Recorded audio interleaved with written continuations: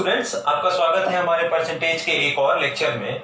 और आज बेसिकली हम लोग कुछ रैंडम क्वेश्चन डिस्कस करने वाले हैं, जिसके साथ ही हम लोगों की जो परसेंटेज की वर्कशीट है वो पूरी खत्म हो जाएगी। ठीक है, इसके बाद जो नेक्स्ट वीडियो होगा वो बेसिकली आपके डाउट्स के ऊपर होगा।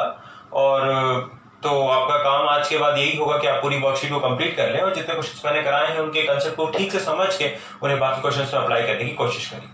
ठीक है, तो चलिए चलते हैं, एक क्वेश्चन और लेते हैं। Basically this is the question number 41। ठीक है, और ये क्या कह रहा है, इसे कैसे सॉल्व करेंगे, चलिए देखते हैं। तो क्वेश्चन नंबर 41 कहता है कि 72% of the students of a certain class took biology and 44% took mathematics. ठीक है, तो एक क्लास है, उसमें 72% ने बायोलॉजी लिया हुआ है और 44% ने मैथमेटिक्स लिया हुआ है। ठीक, if each student took bio or maths and 40 took both, the total number of students in the class was, all right। तो देखिए, सबसे पहली चीज आपको ये जानना है कि 72% ने लिया बायोलॉजी, फिर 44% ने लिया मैथमेटिक्स,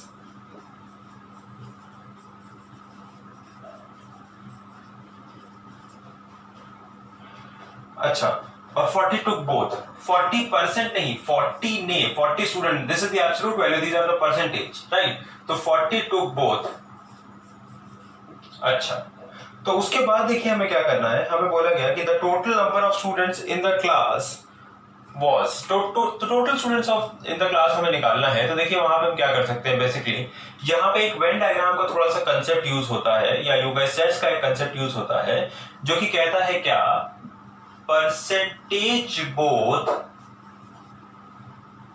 ठीक है, दोनों का जो परसेंटेज है वो क्या होगा, परसेंटेज ऑफ ए, या इसको ऐसे लिखिए, बोथ ना लिखिए आप, यूं समझिए, इसको लिखिए आप ए एंड बी, आपको बेटर होगा समझने में।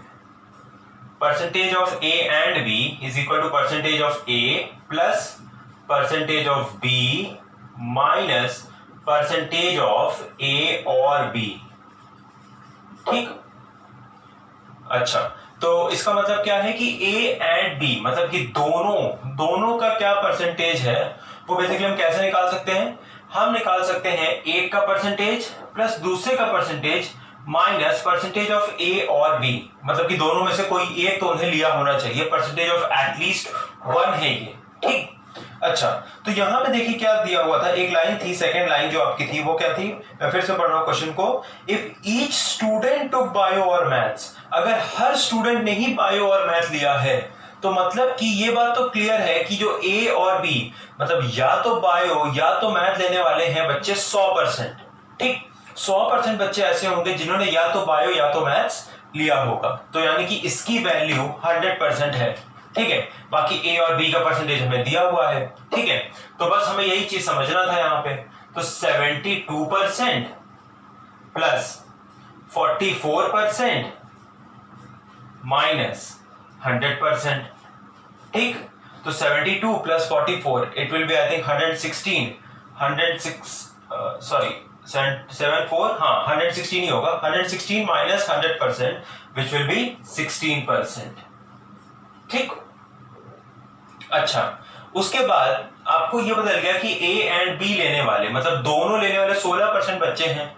ठीक है, तो अगर टोटल नंबर ऑफ स्टूडेंट्स हमारे x हैं, तो हमको यहां से यह पता चल जाएगा कि 16% of x is equal to 40 है। ठीक, बस अब हमें इस इक्वेशन को सॉल्व करना है, तो इसे मैं इधर सॉल्व कर देता हूं। ठीक है, देखिए 16% ऑफ x यानी कि 16/100 into x is equal to 40। वहां से x की वैल्यू आ जाएगी 40 इंटू 100 अपॉन 16। ठीक, तो ये I think 8 2 times, this is 8 5 times, this is 2 1 times, 250 times, तो यानी कि 250। तो 250 बच्चे हमारे होंगे पूरी क्लास में। ठीक है, क्वेश्चन आपको समझ में आया, आप ये फॉर्मूले को नोट डाउन कर लेंगे। ठीक है, कि ए एंड बी का जो परसेंटेज है वो हमारा कितना है। ठीक है, अच्छा, उसके बाद चलिए हम आगे चलते हैं एक और क्वेश्चन पे। ये क्वेश्चन क्या है, इसको पढ़ते हैं।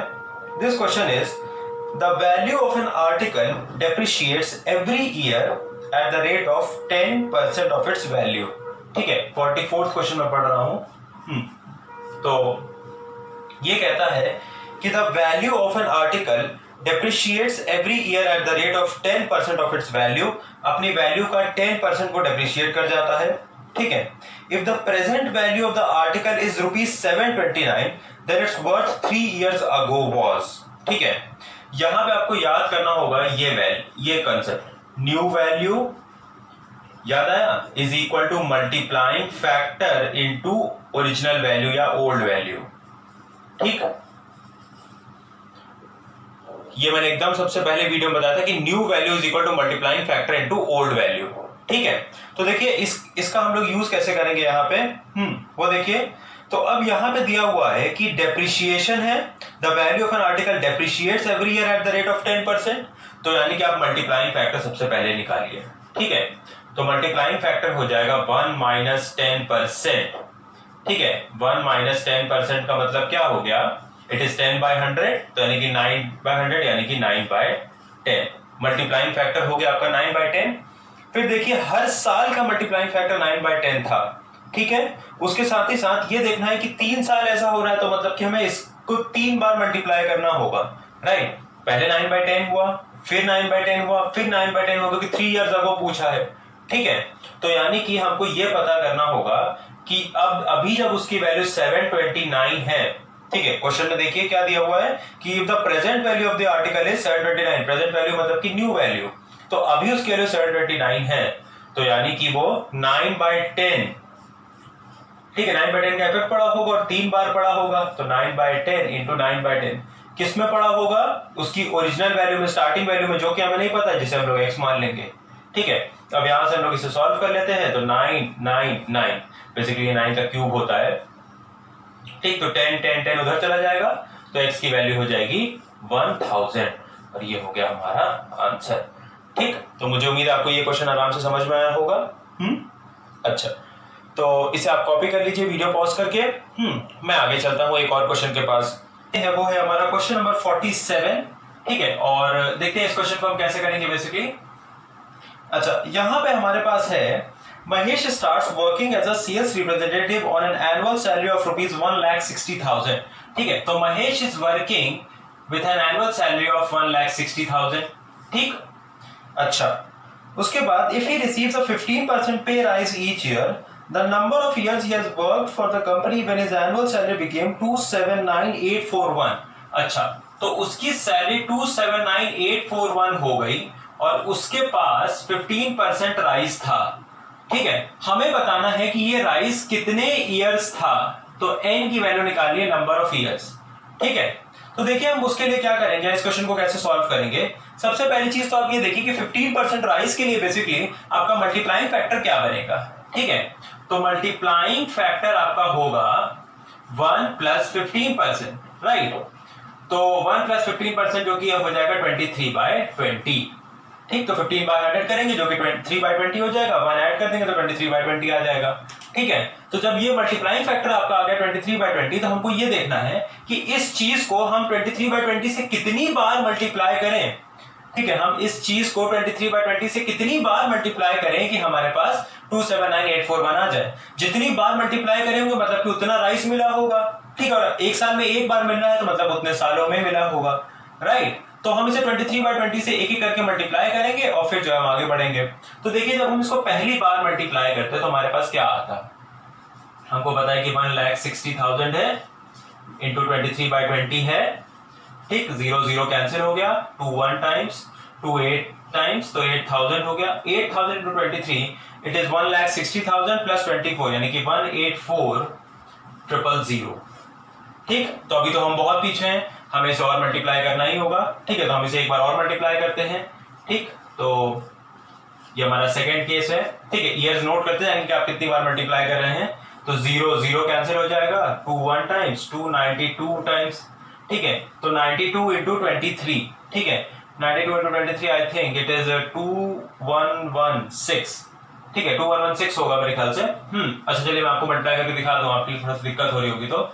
ठीक है, तो it is 3 2 6 then 9 3 27 then 2 2 4, then 2 9 18, ठीक है, तो ये हो गया, then 6 7 4 1, then 8 2 1, then this is 2 1 1 6, ठीक है, तो 2 1 1 6 00 हो गया। तो 2 साल बाद भी आप वहां पे नहीं पहुंचे, ठीक है, तो आप क्या करते हैं हम लोग, let's say we do it for 3, ठीक है, फॉर 3 इयर्स हम लोग करते हैं, ठीक। तो देखिए 3 के लिए हम लोग बेसिकली क्या कर सकते हैं, अब हमें 2 1 1 2 1 1 6 00 को 23 by 20 से मल्टीप्लाई करना है, तो 0 0 कैंसिल हो जाएगा, दिस इज 1058 ठीक है, तो 1058 को हम लोग 23 से मल्टीप्लाई कर लेते हैं, ठीक है, तो 8 3 24, कैरी 2 17 3, देन 8 2 16, कैरी 1 10 और 1 11, देन 2, राइट, तो we have 4 here, 7 6 13 here, carry 1 here, then 3 here, sorry 4, ठीक है, 1 1 3, देन 4, देन वी हैव 2, तो 2 4 3 3 4 0, 2 4 3 3 4 0। अभी भी हम वहां पे नहीं पहुंचे, तो हम इसे एक बार और मल्टीप्लाई करेंगे, तो 2 4 3 3 4 0 इंटू 23 by 20, 0 0 कैंसिल हो गया 2 से, तो 2 1 2 1 6 7 टाइम्स, ठीक है। अच्छा, अब यहाँ पे देखिए मैं अब इसको आगे मल्टीप्लाई नहीं करता, मैं सीधे 4, अपना जो 4 ऑप्शन होता है उस पर टिक लगा देता। क्यों, देखते जाइए, देखिए 23 को आपको इससे मल्टीप्लाई करना है, लास्ट में अब लास्ट डिजिट होते 7 और 3 मल्टीप्लाई होते, 7 3 मल्टीप्लाई होते तो आता 21 का लास्ट डिजिट था 1, इसका भी लास्ट डिजिट था 1, तो मतलब कि यही हमारा आंसर होगा, ठीक है। तो पूरा आप कैलकुलेट नहीं करेंगे, आप यहीं पे जो समझ जाएंगे कि आपका आंसर आ रहा है, ठीक है। वैसे भी आपको पता है कि ये 2,40,000 समथिंग में पहुंच चुका है, आपको 2,79,000 समथिंग पे जाना है, ठीक है, तो उतना तो इंक्रीज ये उसको कर ही देगा, ठीक। तो आप थोड़ा सा इन सब चीजों में थोड़ा सा केयरफुल रहेंगे। हाँ, अच्छा, हाउएवर आपकी तसल्ली के लिए मैं इसे पूरा मल्टीप्लाई करके दिखा भी देता हूँ, 1 2 1 6 7 होल इंटू 23, तो 7 3 21, कैरी 2 6 3 18 और 2 20, कैरी 2 3 1 3 और 2 5, देन 2 3 6, देन 3 1 3, ठीक, देन वी हैव 7 2 14, कैरी 1 2 6 12 और 1 13, कैरी 1 2 1 2 और 1 3, then 2 2 4 and then 2 1 2, so we have 1, then we have 4, then we have 8, ठीक है, देखिए 841 आ चुका है आपका, फिर 6 और 3, ओके, वेट 6 3 9 कैसे हो गया, अच्छा this is 2, sorry this is 2, ठीक है, 2 into 1 is 2, तो this is 6 2 8, wait a minute 3 1, okay, 3 7 21, यानी 3 6 18 और 2 20, कैरी 2 3 1 3 और 2 5, ठीक है, then 3 2 6 and then 3 1 3, this is right. अच्छा, उसके बाद 2 7 41, no sorry, this was 3 as well, we have a 9 here, I am very sorry, ठीक है, वो मुझसे थोड़ी सी गलती हो गई, तो 69, ठीक है, then we have a 7 here, then we have a 2 here, ठीक, so we are right here, right on track, ठीक है। तो बस 4 आपका सही आंसर हो जाएगा। आप इसको जब इस मल्टीप्लाइंग फैक्टर से 4 बार मल्टीप्लाई करेंगे तो ये क्वांटिटी इसमें कन्वर्ट हो जाएगी, ठीक है। चलिए एक और क्वेश्चन लेते हैं इसके बाद, और जो क्वेश्चन मैं लूंगा इसके बाद वो होगा हमारा क्वेश्चन नंबर 52, ठीक है। तो आप इसे कॉपी कर लीजिएगा वीडियो को पॉज करके। अच्छा, तो देखिए क्वेश्चन नंबर 52 बेसिकली हमारा क्या है उसको समझते हैं। मैं क्वेश्चन रीड कर रहा हूं। It is if A exceeds B by 60%, ठीक है, if A exceeds B by 60%, 52 में तो A is equal to 60% ज्यादा है B से, तो मतलब B का 160% है। 60% ज्यादा का मतलब क्या है, 160% है, ठीक है। And then B is less than C by 20%, तो यानी कि B होगा क्या, 80% ऑफ C, ठीक। अच्छा, उसके बाद आपको बताना है देन A और C का रेशियो बताना है, ठीक है। ओवरऑल क्वेश्चन है, आप इसको आराम से 10 सेकंड में कर सकते हैं। देखिए कैसे, मैंने आपको बताया था, लेट C को 100 मान लीजिए, ठीक। C को 100 मानेंगे, 100 का 80%, तो B की वैल्यू आ जाएगी 80, ठीक है। फिर A की वैल्यू आपको निकालनी है, इट इज 160% ऑफ B, तो 160 by 100 into B, ठीक। तो 0 0 0 0 16 into 8 टाइम्स, तो इट इज 32 64 128, ठीक है।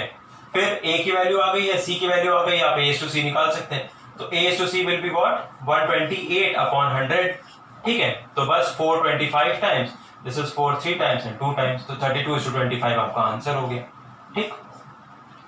तो बहुत ही आसान सा क्वेश्चन था ये, और कुछ भी दिक्कत नहीं है। और बेसिकली जब आप 50 क्वेश्चन पे आ जाएंगे तो फिर आपको तो बिल्कुल भी प्रॉब्लम होगी ही नहीं, ठीक है। अच्छा, उसके बाद आगे चलते हैं, एक और लास्ट क्वेश्चन आज का डिस्कस करते हैं, ठीक है। This is basically question number 53, ठीक है। थोड़ा सा अलग था ये क्वेश्चन, इसको डिस्कस कर रहा हूं। देखिए क्या है, if 120% of A is equal to 80% of B, 120% of A is equal to 80% of B, 80% of B, ठीक है, then B upon A, B plus A upon B minus A आपको निकालना है, B plus A upon B minus A, ठीक है, इसकी value निकालनी है। देखिए ये रेशियो का एक कंसेप्ट है जो कि यहाँ पे यूज होगा, ठीक है, क्या होगा मैं आपको बताऊंगा, पहले तो हम सिंप्लीफाई करते हैं।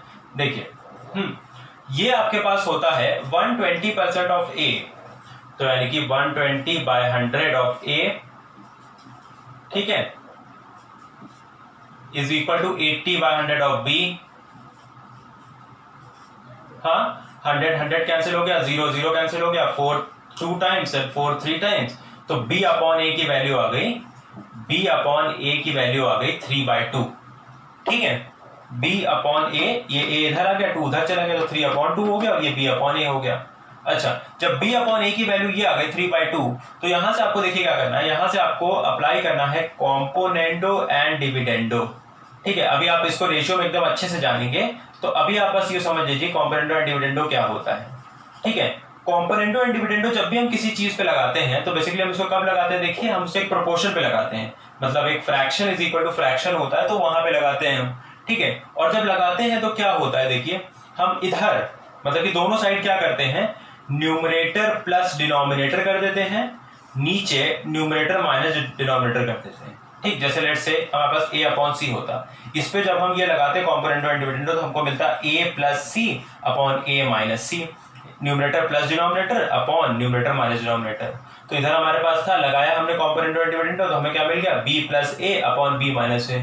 वही चीज आप इधर भी लगा दीजिए, तो आप क्या करेंगे, आप लिखेंगे 3 + 2 अपॉन 3 - 2, ठीक। ये ध्यान देना है कि इसको लगाएंगे तो दोनों साइड लगाएंगे, तो ये चीज सॉल्व होके कितना आ गया, ये सॉल्व हो गया 3 + 2 5 अपॉन 1, ठीक है, 5 अपॉन 1 हो गया, तो यानी कि इसकी वैल्यू क्या हो गई, 5 हो गई आंसर, ठीक। तो मैंने ये फॉर्म देख के समझ लिया था कि मुझे कॉम्पोनेंडो एंड डिविडेंडो लगाना है, इसको आप एकदम डिटेल में रेशियो में पढ़ेंगे जो कि हमारा अगला चैप्टर है, ठीक है।